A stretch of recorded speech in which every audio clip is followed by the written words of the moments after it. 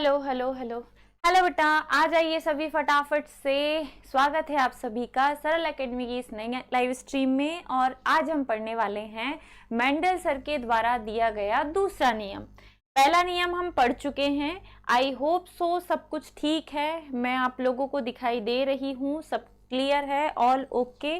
तो सभी जुड़ जाओ फटाफट से, है ना। बायोलॉजी की क्लास स्टार्ट हो गई है आपकी। प्रभाविता का नियम, लॉ ऑफ डोमिनेंस हम पढ़ चुके।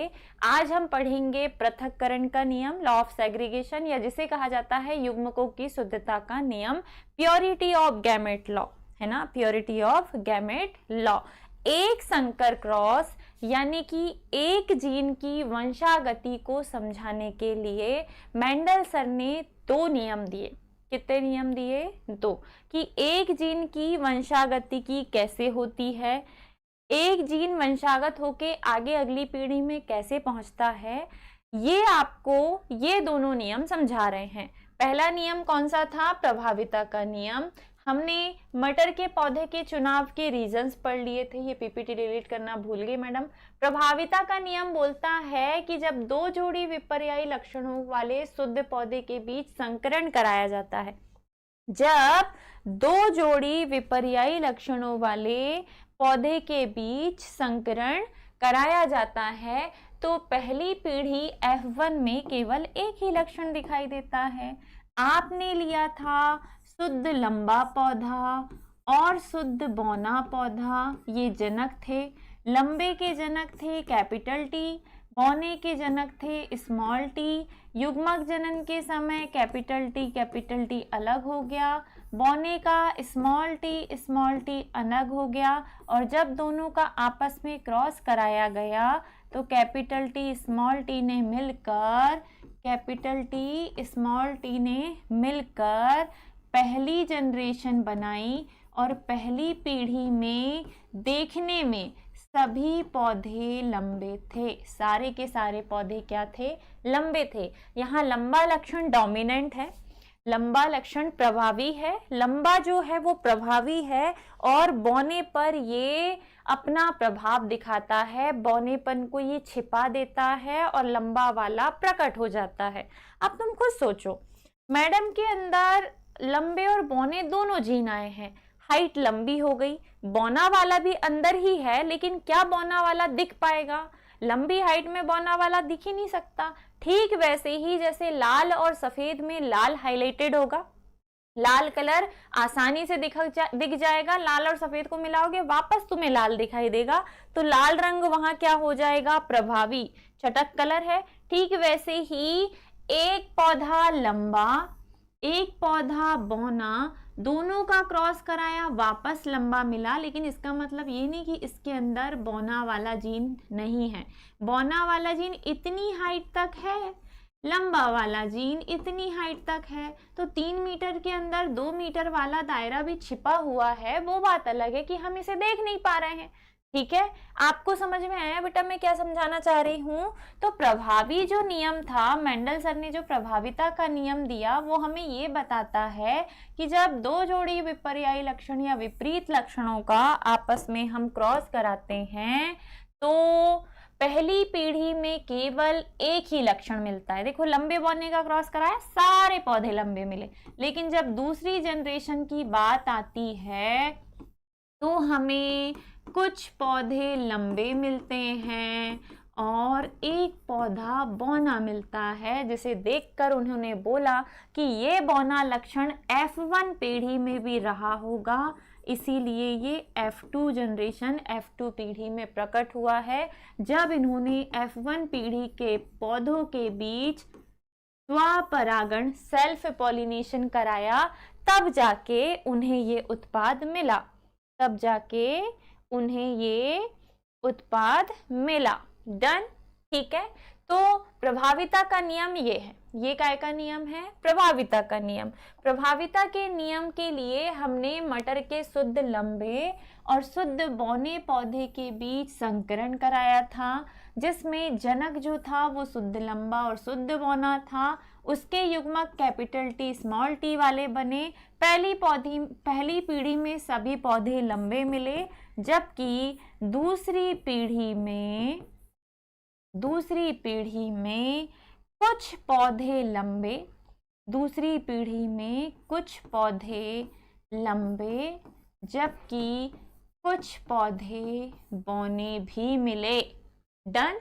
ठीक है, ये किसके नियम में पता चला है हमें? प्रभाविता के नियम में। बहुत यार तुम लोग सही में, मैं इतनी थकान के बावजूद बायोलॉजी का लेक्चर लेने आई हूँ और तुम सब के सब गायब हो, जितने भी बायोलॉजी वाले बच्चे हो। इसीलिए ना मेरा मन नहीं होता कभी कभी क्लास लेने का, जब मैं थकी हुई होती हूँ तो मुझे लगता है कि तुम लोग पढ़ना ही नहीं चाहते। चलो, अगला जो नियम है बच्चा वो है पृथक्करण का नियम, लॉ ऑफ सेग्रीगेशन। पृथक्करण का नियम, बंटवारे का नियम। बंटवारा करना है हमें, और बंटवारा करना है तो थोड़ा अच्छे से करो ना।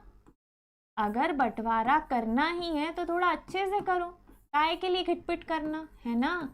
तो पृथक्करण के नियम में थोड़ी शुद्धता, थोड़ी सावधानी बरतनी लाजमी है। शुद्धता, शुद्धता का नियम क्या है बच्चा? पृथक्करण का नियम या युग्मकों की शुद्धता का नियम, है ना। युग्मकों की शुद्धता का नियम। डन। चलिए इसे उठा के ले जाते हैं यहाँ। अब पृथक्करण का नियम हमें ये समझाता है कि जब एक जोड़ी शुद्ध विपर्यायी लक्षणों का आपस में क्रॉस कराते हैं, जनक पीढ़ी, एक जोड़ी शुद्ध विपर्यायी लक्षण में एक टाइप के पौधे लंबे, दूसरे टाइप के बौने। मटर के बीज हमने लिए, लंबे पौधे के gene capital T capital T, बौने पौधे के gene small T small T. युग्मक जनन हुआ, मतलब युग्मक अलग अलग हो गए, नर युग्मक मादा युग्मक अलग अलग हो गए। युग्मक जनन को गैमेटोजेनेसिस कहते हैं। कैपिटल टी अलग, स्मॉल टी अलग। जब कैपिटल और स्मॉल टी को मिलाते हैं तो हमें पहली जनरेशन मिलती है, और ये पहली जनरेशन जो होती है वो उस जनरेशन में सारे के सारे पौधे हमें लंबे मिलते हैं। सारे के सारे पौधे हमें कैसे मिलते हैं बच्चा? लंबे मिलते हैं। तो आई होप सो यहाँ तक की कहानी आपको क्लियर है। ये आप पहले भी पढ़ चुके हो। पृथक्करण का नियम बोलता है कि युग्मक जनन के दौरान जोड़े वाला जीन पृथक हो जाता है, जोड़े में कभी वे एक दूसरे में मिलते नहीं हैं। जब जरूरत होगी पृथक हो जाएंगे, जोड़े में कभी वे एक दूसरे में मिलते नहीं हैं। अब अगर F1 पीढ़ी के पौधे के बीच स्वपरागण होने दिया गया, क्या होने दिया गया? स्वपरागण होने दिया गया, तो F2 पीढ़ी में मादा युग्मक, नर युग्मक, पीढ़ी कौन सी है? F2 पीढ़ी है। होगा क्या? तो इधर जीन है कैपिटल टी स्मॉल टी, इधर जीन है कैपिटल टी स्मॉल टी, दोनों कैपिटल टी, एक कैपिटल एक स्मॉल, एक कैपिटल एक स्मॉल, स्मॉल स्मॉल। तो हुआ क्या? जो F2 पीढ़ी मिली, जो F2 पीढ़ी मिली उसमें लंबा लक्षण और बौना लक्षण, यानी कि फिनोटाइप अनुपात। कौन सा अनुपात? जो लक्षण अनुपात होता है कि देखने में कैसा दिखाई दे रहा है, फिनोटाइप अनुपात। लंबे के capital T capital T capital T small T 3 पौधे, बौने के स्मॉल टी एक ही पौधा। जबकि अगर जीनोटाइप अनुपात देखें, कौन सा अनुपात देखें? जीनोटाइप अनुपात देखें तो capital T capital T capital T small T small T small T 1:1 का रेशो प्राप्त होता है। ठीक है, का रेशो प्राप्त होता है।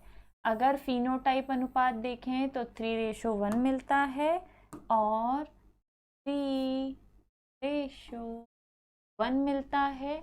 और फिनोटाइप अनुपात देखें, सॉरी जीनोटाइप अनुपात देखें तो 1:1 मिलता है। 1:1 का जीनोटाइप अनुपात, 3:1 का फिनोटाइप अनुपात। अब पृथक्करण का नियम बोलता है कि F2 पीढ़ी में बौनापन प्रकट होना यह दर्शाता है कि संकर किस्म में लंबे और बौनेपन का जीन साथ साथ तो था, लेकिन लंबा लक्षण बौने के साथ मिश्रित नहीं हुआ। F1 पीढ़ी में लंबा लक्षण था जो दिखाई दे रहा था, लेकिन बौना था या नहीं हमें नहीं पता। लेकिन जब हमें F2 पीढ़ी मिली तो हमें एक पौधा कैसा मिल गया, बौना। तो F2 पीढ़ी में बौना लक्षण प्रकट होना यह बताता है कि F1 पीढ़ी में भी बौना लक्षण वाला जीन लंबे के साथ था, लेकिन वो दोनों आपस में मिश्रित नहीं हुए और जब समय आया तो दोनों वापस से पृथक हो गए, अलग हो गए। इसीलिए चूंकि दो अलग अलग जीन साथ में रहते हैं, दोनों आपस में मिश्रित नहीं होते और जब जरूरत होती है दोनों अलग अलग हो जाते हैं। देखो कैपिटल टी अलग हो गया, स्मॉल टी अलग हो गया, इसका स्मॉल टी कैपिटल टी अलग हो गया। तो ये जो अलग अलग होना है इसे ही कहा जाता है बेटा पृथक्करण का नियम, है ना। जब समय आएगा मिल जाएंगे, जब समय आएगा अलग हो जाएंगे, बिना मिश्रित हुए, बिना मिक्स्ड हुए। होना ये चाहिए कि जब लंबे और बौने को मिलाओ तो तीसरी हाइट बननी चाहिए मिक्स वाली। ये 4 मीटर का है, ये 2 मीटर का है, तो मिक्स वाला 3 का होना चाहिए, लेकिन ये भी वापस 4 का बन जाता है, तो ये तो नाइंसाफी है ना। तो यही तो मेंडलसन ने समझाया है इस नियम के द्वारा। उन्होंने बताया है कि भैया जब दो अलग अलग जीनों की वंशागतिकी होती है तो वह स्वतंत्र रूप से होती है। जब दो जीन आपस में मिलते हैं तो वो साथ साथ तो रहते हैं, लेकिन आपस में मिश्रित नहीं होते और जब जरूरत होती है वापस से पृथक हो जाते। देखो कैपिटल टी वाला अलग आ गया, स्मॉल टी वाला अलग हो गया, तो जब जरूरत हुई दोनों वापस से क्या हो गए, अलग हो गए। इसीलिए इसे कहा जाता है पृथक्करण का नियम। और चूंकि दो जीन साथ साथ हैं, आपस में मिश्रित नहीं होते, जरूरत पड़ने पर वापस अलग अलग हो जाते हैं, इसीलिए इसे प्योरिटी ऑफ गैमेट लॉ यानी कि युग्मकों की शुद्धता का नियम भी कहते हैं। आई होप सो आपको क्लियर है। आप ये समझ लो कि प्रभाविता के नियम से ही पृथक्करण का नियम निकल के आया है। सारे जीन, सारे लक्षण, सारी जनरेशन जैसी की वैसी, बस शब्द बदल गए बेटा। डेफिनेशन जो है उसके शब्द बदल गए। ये है काय का नियम। जब आप युग्मक जनन करवा रहे हो ना इसका कैपिटल टी स्मॉल टी का, तो युग्मक जनन के समय कैपिटल टी स्मॉल टी में कैपिटल टी अलग हो जाएगा, स्मॉल टी अलग हो जाएगा। जब हम शुद्ध लंबा पौधा लेते हैं, जब हम शुद्ध लंबा पौधा लेते हैं तो उसमें कैपिटल टी वाले जीन होते हैं। शुद्ध बौना पौधा लेते हैं तो उसमें स्मॉल टी वाले जीन होते हैं। और ये जो पीढ़ी है ये जनक पीढ़ी होती है, पेरेंटल जनरेशन होती है। जब इनका युग्मक जनन होगा कैपिटल टी अलग हो गया, जब इसका युग्मक जनन होगा स्मॉल टी अलग हो गया। इन दोनों के बीच में कराया जाएगा क्रॉस, जिसे कहा जाता है परपरागण, क्रॉस पॉलिनेशन। क्रॉस पॉलिनेशन के बाद कैपिटल टी स्मॉल टी के मिलने से कैपिटल स्मॉल टी का एक कॉम्बिनेशन हमें मिला और देखने में ये सारे पौधे लंबे थे और ये पीढ़ी मिली हमें F1 पीढ़ी। अगर पूछेगी पृथक्करण के नियम में F1 पीढ़ी कौन से परागण के बाद मिलती है तो आप बोलोगे परपरागण। अब कैपिटल टी स्मॉल टी वाला जीन अलग होगा, युग्मक जनन होगा, वापस इस बीज को बोओगे आप। इन दोनों के बीच में हम करवाएंगे स्वपरागण। क्या करवाएंगे बेटा, स्वपरागण। सारे यहाँ जितने भी पौधे हैं सब कैपिटल टी स्मॉल टी वाले बनेंगे। तो सारे इतने सारे प्लांट हैं तो सबका इस्तेमाल करते हैं। सबका इस्तेमाल करोगे तो आपका जो ग्राफ बनेगा वो कुछ यूं बनेगा कि मादा युग्मक, नर युग्मक, capital T small T, capital T small T, दोनों कैपिटल कैपिटल, एक कैपिटल एक स्मॉल, एक कैपिटल एक स्मॉल, एक स्मॉल एक स्मॉल। जब जरूरत हुई दोनों जीन अलग अलग हो गए और जब जरूरत हुई वापस से मिल गए। ये जनरेशन F2 जनरेशन है जिसमें बौना लक्षण वापस प्रकट होना ये बताता है कि ये F1 पीढ़ी में भी था लेकिन मिश्रित नहीं हुआ, और वापस जब युग्मक जनन हुआ तो जीन अलग अलग हो गए जिससे हमें वापस से बौना पौधा प्राप्त हुआ। इसे ही कहा जाता है बेटा पृथक्करण का या युग्मकों की शुद्धता का नियम। आई होप सो आपको क्लियर है। कल हम पढ़ेंगे मेंडल का स्वतंत्र अपव्यूहन का नियम। कल का जो हमारा टॉपिक होगा वो होगा मेंडल का स्वतंत्र अपव्यूहन का नियम, जो कि बड़ा टफ है। सॉरी जो कि बड़ा टफ है, इंपॉर्टेंट है और आपको इन दोनों का रिवीजन करके आना है। एक संकर क्रॉस हम पढ़ रहे थे, एक संकर क्रॉस हमारा हो गया। अब हम पढ़ेंगे द्विसंकर क्रॉस। डबल प्रकार के कैरेक्टर लेंगे, द्विसंकर क्रॉस का हम अध्ययन करेंगे। तो अभी के लिए यही विराम देते हैं। चलिए विदा लेते हैं आपसे। बहुत शॉर्ट टॉपिक मैंने डिस्कस किया लेकिन एटलीस्ट क्लास मैंने ली। ऑफलाइन में एक दिन में इतना ही पढ़ा के होता है, लेकिन ऑनलाइन में चूंकि मैं बोलती हूँ, आप लोग तो कुछ बोलते नहीं है, तो ये टाइम बहुत जल्दी चला जाता है, पता ही नहीं चलता है ना। चलो ख्याल रखिएगा बेटा अपना, स्वस्थ रहिए, मुस्कुराते रहिए, ऐसे ही जुड़े रहिए सरल एकेडमी के साथ। Bye bye, take care, Radhe Radhe.